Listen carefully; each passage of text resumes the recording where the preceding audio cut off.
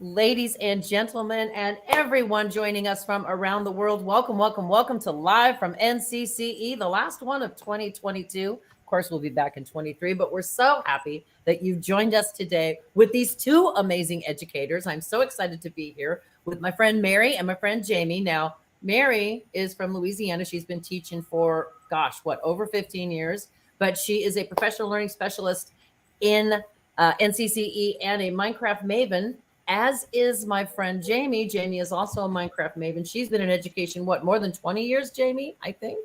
Yeah. 22. 22. Hey, awesome. And Jamie's in Tennessee. The last Yes, train. Clarksville, Tennessee, the last train.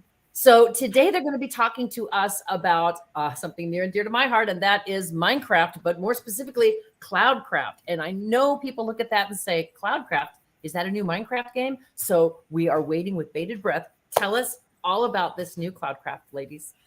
Well, as a matter of fact, what we're going to talk about tonight is a new game. It's very exciting. So, we're going to talk about the launch of a new world in Minecraft Education Edition that focuses on Cloudcraft and data centers. So, I love that in Microsoft we hear them say when they refer to their data centers, we live in the cloud. So, and it's funny to think about where all of our data and all of our things go, that magical place we call the cloud. What the heck is that and how does it work? So, data centers are what manages all of that information. So, this particular Minecraft Education Edition activity focuses in on learning what goes into running a data center, but in such a unique way. It's a game setup to learn what you do in a data center, and it explores 5 unique jobs within the data center. So I'm going to tell you a little bit more about the why for this world, and then I'm going to turn it over to Mary to tell you the how. So she's pretty amazing, and she's leading our live lessons on this along with our friend Charity Nix. And I'm super excited for you to hear from her. So let me get to it, and I'll tell you just a little bit more. So the mission of this activity is to connect students to the global sustainable impact of Microsoft data centers with a heavy cross-curricular connection with college and career readiness in mind. So this lesson is so amazing because in our classrooms, we can do so much with it. It's really interesting and unique as a freestanding activity all on its own, but there's so many ways to tie it to the standards we teach in every area. So we are helping facilitate the launch of this in the United States. And our next live lesson, we had one yesterday that was very exciting and awesome. And we're going to hopefully have Dr. Dunbar herself tell you a little bit about what it's like to be a teacher in one of those live lessons at the end of this. Our next one is December 13th at 10 a.m. Central Standard Time. So we're also going to make this available December 5th through 9th, which is Computer Science Education Week. So just next week. And towards the end of this, we'll make sure that you guys have all of the information to sign up for that on-demand content, to get the great lesson that Mary and Charity have taught. And also any information if you want to get in on that next live lesson right before we all head off for Christmas break. What a great way to wrap up the semester with students. So, all righty. What is the Cloudcraft world? I'm going to show you a little video, and I'm hoping it has sound. If it doesn't, I will talk you through what you're going to see. This is just a really quick look at what the world looks like. Let me go ahead and hit play.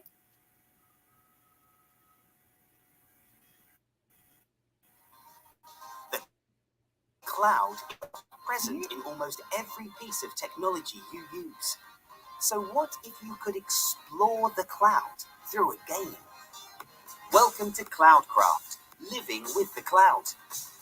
Your mission today is to keep the cloud safe and people connected while you solve problems facing your data center. You'll watch your community grow as people connect, learn, thrive, and get cutting-edge jobs. The data center needs your help. Are you ready, Agent? Okay, so what I love about that you could see from the video is this world is so beautifully built. And what's funny is this was designed by the Cloudcraft data center team in Ireland. And if you back up and get a sky view of that data center, it looks just like the data center in Ireland. Correct, Mary? So it's really exciting thinking about the kids getting a real world look at what that is. All right. So let's talk about all the different connections. So there are standards-based connections for all core subject areas. And this is also applicable to a variety of CTE courses and related arts programs. There's multiple connections to the ISTE student standards, and it's real world, it's high interest, and of course, it's related to college and career readiness. So I'm going to show you some examples of some standards. And how they connect. So, of course, I won't read every word of this to you. We're going to be sharing this, a link to this presentation that we're kind of walking through for you guys to have tonight. Aha, there it is right there. So you can explore and sign up for this if you're interested. But just to give you some ideas, there's some obvious connections. Okay, looking down in that CTE, this is definitely going to be related to cybersecurity, to computer science. But also, because of the way the students move around in the data center, there's exposure to some things you could connect to standards in construction, in HVAC, in graphic arts. So many diverse ways you could apply it in CTE, but also in our core subject areas as well. You have parts of this activity that deal with carbon footprint and sustainability. You have to think about real world application of skills, and there's graphic mathematical representation. In social studies, this connects so heavily to human geography. So any of my AP human geography friends out there, this lesson is for you. And what a fun way to wrap up a semester with your students, because you're going to get pieces in this that cover connections to economics, human impact, and cultural impact on an area. And in ELA, I was talking to some of the ELA teachers I get to work with in my district. I'm a technology integration coach by day. And in ELA, at the end of the semester, they write an argumentative essay in several of the classes. And we talked about the fact that having a data center here in Clarksville, wouldn't it be great to write an argumentative essay on the pros and cons of having a data center in your community? So playing this lesson really gives the students an inside look at what goes on, gives them that background information and real world text in a super unique way. So as you can see, there's a lot of curriculum connections that can be made with this lesson. Now, it's also heavily connected to the ISTE student standards. So ISTE is the International Society for Technology and Education, and it connects heavily to the empowered learner, digital citizen, and computational thinker standards. There's so much that goes into it that involves a lot of problem solving, a lot of strategic thinking, and just really gives the students an opportunity to dive into that higher order thinking while they're playing a game. So here's how you can sign up for this. We're going to also be directing you. The signups that you see here on the screen are live right now. So if you go into that bit.ly, you can click on these same links and sign up for our live lesson December 13th, or sign up to get the on-demand lesson starting next Monday. I'll be sending it out bright and early Monday morning. We've got it all ready to go. Or you can also check out our page for this event on the NCCE site. So there is that magical banner with that site. This site has tons of background information for you on data centers, on Cloudcraft, as well as those registration links. So we really encourage you guys to check that out. Now, I want to kind of take a minute and turn it over to Mary so she can tell you a little bit about what it was like to teach a lesson. Hopefully, we've got her working and ready to go. Mary, are you good? I think so. We'll see. Yay. We'll see how I go. Okay. All right, so we're going to talk about what the live lesson is like. What we do is once you sign up for it, we will send you, you'll get a link to a virtual meeting, and Charity and I come into your classroom and teach the lesson. It's a 60-minute lesson, and we go through what the cloud is, what data centers are. We go into the game, we walk the students through getting into the Minecraft game.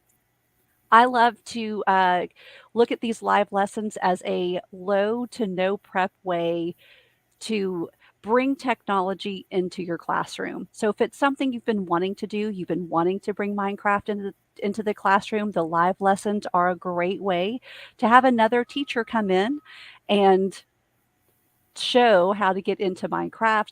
Specifically with this Cloudcraft lesson, it's a really fun world. There are 5 different challenges. What we like about it too is that you never know what your first challenge is going to be. So when the students enter the world, they go to their data center boss, and then they walk into the room, into the lobby. And when they go to the wall, not all the students are going to have the same challenge. You don't get to kind of walk through it at the same pace as everyone else. So that's another fun layer. And then after we go through Minecraft, we have a reflection time. And so the Padlet right here that's on the screen, we've had the students go in and reflect on that Padlet, just give information on what they did, and they also give us tips. So there's one in particular, one challenge that I know that I was trying to finish, and I had a lot of trouble doing this. And then we figured out that you can walk backward in Minecraft, just like you can in real life. And so once we figured that out, it made the challenge so much easier to complete. So it's tips like that that students have gone through, and we're going to share this reflection. All of the students who are in there have access to this. We're asking them to bookmark it so they can come back. It's a really fun game. And then at the end of the live lesson, we actually have a data center employee come and talk to the students about what it's like to work in a data center. And when we allow the students to think about questions that they have, the students asked questions. He was so great about answering the questions that they had. And one of the things that I really liked was we asked him what his favorite subject was in school. And he mentioned that what he liked about school was the social aspect of it. And so then we started thinking, oh, well, if you are someone who is in a club, or you like to take charge of clubs or run clubs, that's what he liked to do. And so now he's a technical manager and he manages other people in the data center. And that came from I think he almost had a light bulb moment too whenever we asked him that question, how his job now reflects what he was doing in school. So we're making all of those great connections. The students get to see what this ethereal cloud actually is, right? It's an actual space where things happen, and we store all of your video games, files, all of those things, and we talk about all of the ways that the data center helps keep our information safe and stored. We also talk about the effect that the data centers have on the communities around it, and that's the other nice thing about the world is students can actually go outside of the data center into the world, and they can look at the community that's around the data center, and after they finish a challenge, they can do the same thing. You actually see the community grow and change as the students complete these challenges. It is such a fun way to bring data centers to life and make them real, because I don't know if you've ever been able to go into a data center, but I've never been able to see one inside other than what you see in images and things like that. So it's a way that you can get in there in your Minecraft person and you can walk around the data center and see what it really is like when you're inside. So we hope that you would join us for the live lesson on December 13th. But Computer Science Week is next week. Those on demand lessons are another great way because we're not really teaching it live, but you do have that recording. So, again, it's a nice low to no prep way to bring technology into your classroom, specifically around data centers and what they really mean. It was interesting to hear that the particular data center where our data center employee works houses so much of the internet usage in the United States. So we were asking him questions about that. And one of the things he mentioned is just in the data center, the way that it affects communities, one of the best ways it does is creating jobs in those communities. He also talks about how they find, like, why do you put a data center here? And why do you put a data center there? So he talked about what sorts of decisions and information they look at to figure out where to place them. So it is such a fun way to get into Minecraft. Bring this into your classroom. Let your students get in there. The critical thinking that it takes, the problem solving that it takes.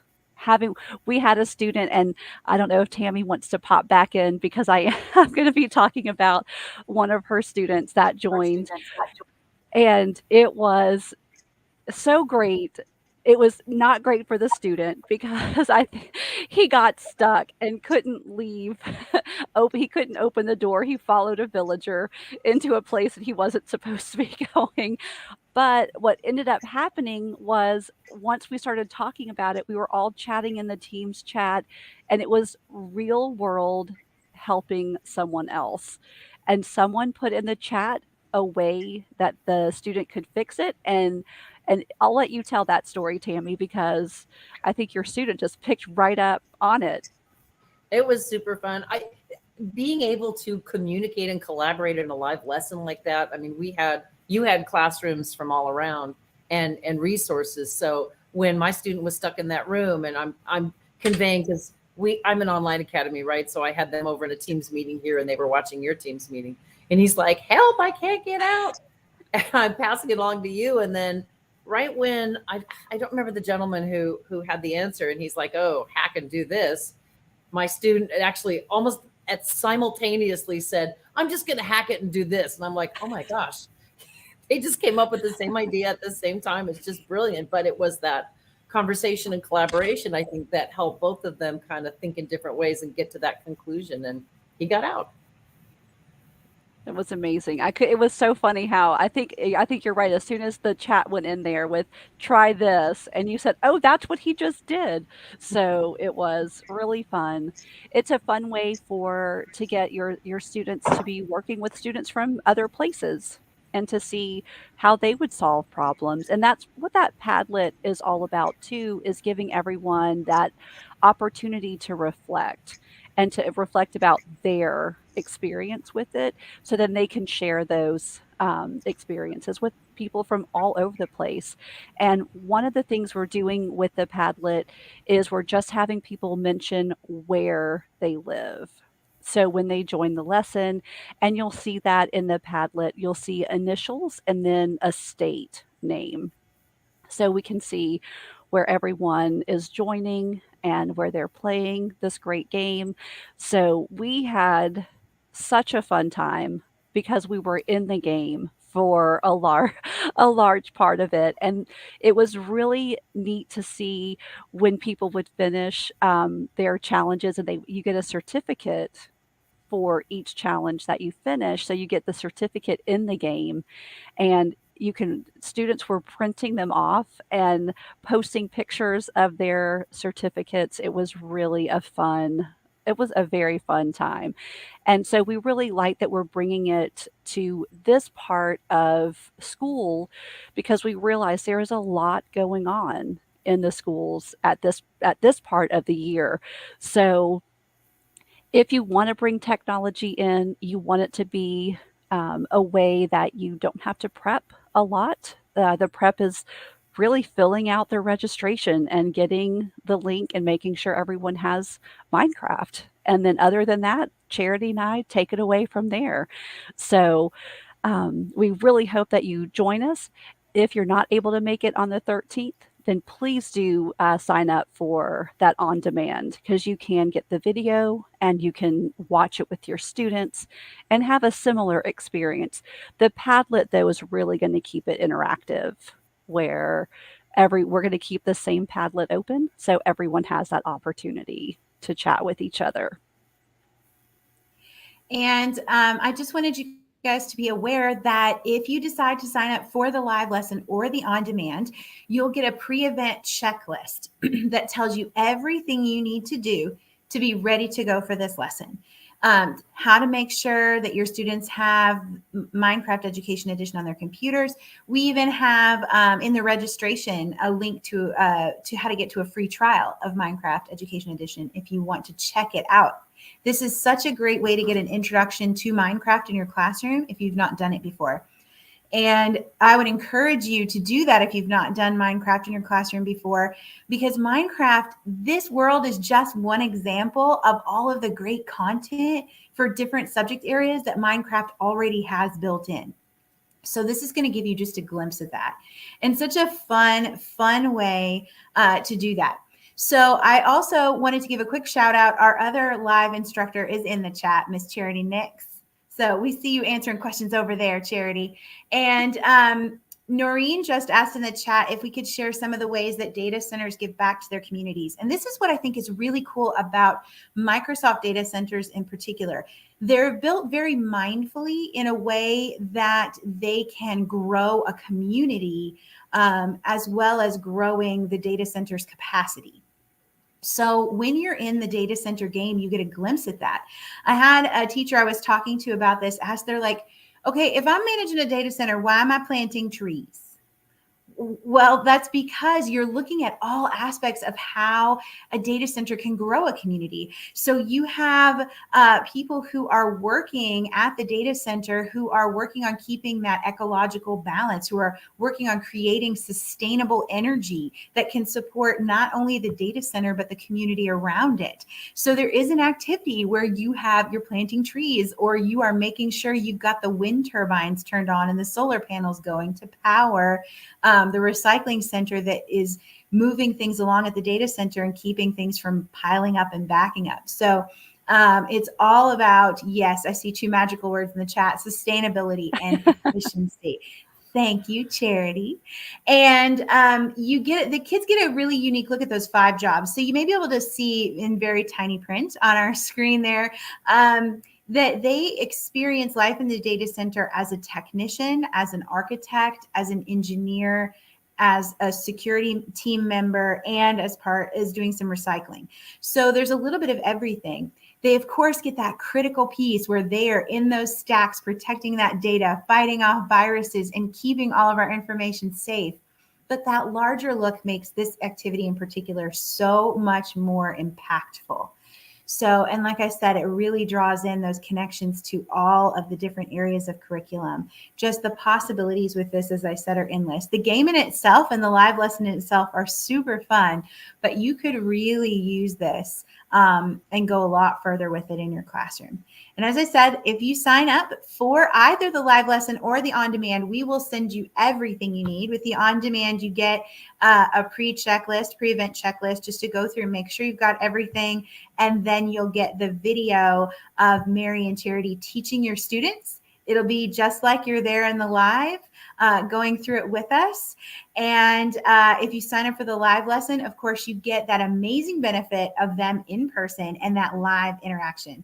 And just to give you guys a hint at how global this can go, we actually not only had educators from the United States in this live lesson, but we even had an educator joining us from Italy who is doing this as an on-demand lesson with her students.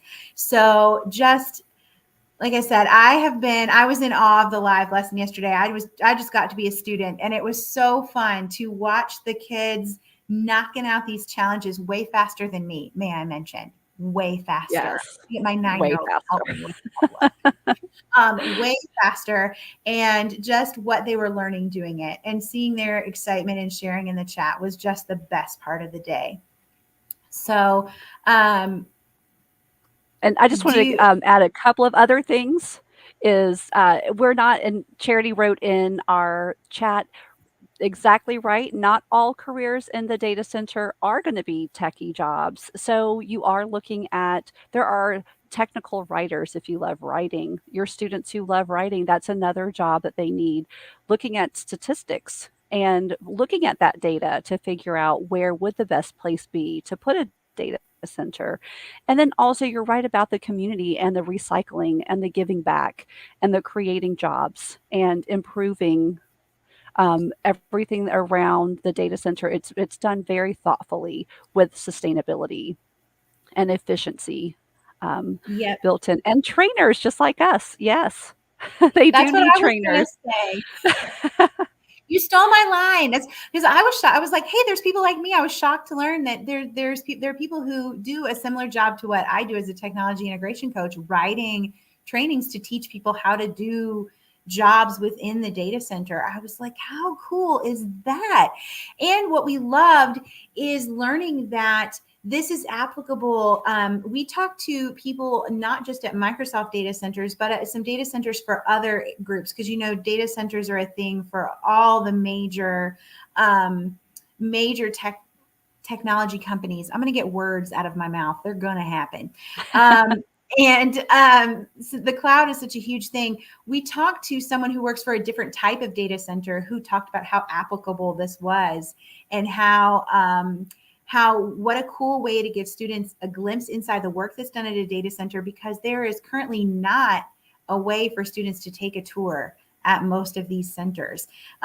They are locked down to employees only because they're such secure environments. So this gives them such a cool glimpse inside that. And because a lot of these data centers are built in areas in countries around the world, in places around the world that are very rural, it so carries into developing those areas, to providing them with clean energy, with internet, with access to things that they might not have had without the building of a data center. So, and Charity gave some great examples in the chat of some other types of data centers like Google and Amazon that also have this kind of impact on their communities. But again, we know that most of those, there's not a way for us to just pile our students in a bus and take them on a tour. And how fun to give them a glimpse in a game. As I said at the beginning, I was really shocked when I saw a sky view of the data center in Ireland. I'm like, it looks just like the game. It's pretty neat. And then someone else did that in the game yesterday when we were doing the live lesson. Someone shared an image of them flying over the data center, and I had been in the world. I walked all through the rebuilt community or the built up community. It went in all the houses and the schools that were improved by the data center. But one thing I'd never done was flown over it to get that bird's eye view of it. So that's one of the things that I want to go back in the game and go and fly over everything, especially after finishing the challenges and looking at maybe fly over it at the beginning and then fly over it again at the end so I can actually see those changes to the community. But one of the other things that Charity shares in our live lesson is the underwater data center. So that's another option. One of the things, the temperature is more regulated underwater because you do need that cooling system in your data centers because there's a lot of heat, a lot of And you didn't get stuff. to experience an aspect of that in the game as well, correct, Mary? I don't know that we don't get to go underwater, but I think part of the game is part of whenever you're looking at things when you're researching it is you get to see that video of that underwater. Yes. Yep. So we talked about how these data centers are impacting those rural communities that they're built in, bringing all kinds of opportunities there and jobs, and even in other communities. Where I'm at in Tennessee might be considered rural to some, but we are actually a very large city. We're the 5th largest city in Tennessee, which to me is gigantic. I grew up in a place with 4 stoplights, and that was a big town. So So Clarksville to me is huge, and we have a data center here, but the job opportunities that they can provide, and as we said, the way that they give back to, I love the Microsoft model in particular, just because of the way they are building those sustainable energy sources and things around the data centers. They look for areas where they can grow and pull in the community members to work there, and also to reap the benefits of what the data center does. And another thing that we found from a data center employee is going into the schools, so the local schools, and giving back that way as well, bringing in information to the schools and providing, going in and doing guest speaking or providing different opportunities for the students to learn from the data center employees who work there. Yeah. So, and sponsoring different events in their community, it's a whole way. If you think about the data center employee who came on yesterday and he talked about there being 300 jobs just right there in that community, and then all of those families that are impacted from those 300 jobs, plus all the store owners and the students who are there, and all of those different ways. It's really neat. So, and now I don't know if Tammy's going to come back and join us. There she There is. she I is. know we're about to run out of time. Tammy, is there anything we forgot to cover? Well, the one thing that I would emphasize, because I got to experience it from the teacher side, is that if a teacher is in a district that has Minecraft and hasn't thought about using it because, we're overworked as teachers, this is such a great opportunity to see how you can use Minecraft in your class to teach standards and to teach college and career readiness. And all you got to do is set it up. It's almost like watching, going in and watching someone else teach a lesson. You get so much out of it as an educator. You're like, oh, I didn't think of using that technique, or, oh, I could use that for this, So you both were just so inspirational. Thank you. But teachers, this is such a great opportunity to observe how you can use technology in your classrooms to inspire and teach your students. Well, thank you so much for having us and giving us the opportunity to share this. Yes. I don't know if we can throw that NCCE website link up one more time, but if you are interested in signing up for this or learning more about what Datacraft or what Cloudcraft and the data center is, this site will give you all of the information that you need to know. And we would love to have you join us either on demand or especially for that live lesson on December 13th. Yeah, I recommend. I know our friend Mohammed from Bahrain is talking about watching the recording of the lesson with his students. So go for it, Mohammed. It is totally awesome. Everyone, thank you for joining us on Live from NCCE. Jamie, Mary, I miss you both. I'm so thrilled that you were with us tonight. We're so excited for Cloudcraft and Minecraft. Ladies and gentlemen, I want you to have a wonderful holiday season from NCCE. We'll be back on January 5th. We're hosting Victoria Thompson from Microsoft. She'll be with us talking about, strangely enough, using data to create positive school solutions. So data is a big deal. Everyone, happy holidays. Stay safe, stay healthy, and thank you for joining us on Live from NCCE. Thank you. Bye, everyone.